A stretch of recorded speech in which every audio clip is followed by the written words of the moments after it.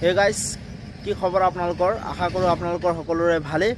Regular viewers সকলোৱে গম পায় যে বেহাৰবাৰী আউটপোষ্টৰ পূৰ্বতে মণিবৌ বিউটি বাইলুং এছাচাৰে অভিনয় কৰিছিল। কিন্তু তেওঁলোকে বেহাৰবাৰী আউটপোষ্টৰ বেহাৰবাৰী আউটপোষ্টৰ পৰা আঁতৰি গুচি গ'ল। কিয় আঁতৰিলে আপোনালোকৰ ভিতৰত বহু সংখ্যক মানুহে ইয়াৰ বিষয়ে নাজানে।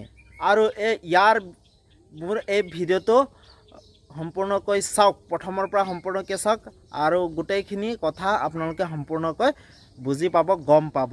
আৰু বেহাৰবাৰী আউটপোষ্টৰ মণিবৌয়ে অভিনয় কৰিবলৈ বাদ দিলে আৰু বিউটি বাইলুঙেও বেহাৰবাৰী আউটপোষ্ট অভিনয় কৰিবলৈ এৰিছিলে।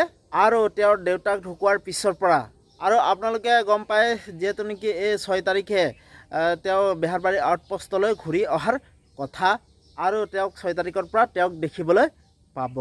আৰু এছাচাৰেও থিয়েটাৰ সোমোৱাৰ পিছৰ পৰা তেওঁক বেহাৰবাৰী আউটপোষ্টত তেওঁক দেখিবলৈ পোৱা নগৈছিল। যিহেতু নেকি এছাচাৰে থিয়েটাৰ কৰিছিল, সেই থিয়েটাৰৰ কৰাৰ পৰা তেওঁ অভিনয় কৰাৰ তেওঁ আঁতৰি গৈছিল। বেহাৰবাৰী আউটপোষ্টৰ পৰা তেওঁ আঁতৰি গৈছিল এছাচাৰে। আৰু কোনে কোনে তেওঁলোকক মিছ কৰে প্লিজ আপোনালোকে কমেণ্ট কৰি এটা জনাব। আৰু তেওঁলোকক ভাল পোৱা সকলে প্লিজ লাইক, ছাবস্ক্ৰাইব আৰু কমেণ্ট কৰি জনাব।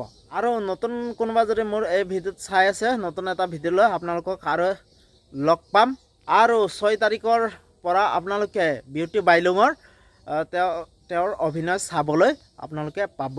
আৰু এইবোৰ খবৰ পাই আপোনালোকে কেনেকুৱা পালে আপোনালোকে কমেণ্ট বক্সৰ আপোনালোকৰ মন্তব্যসমূহ দিব পাৰে।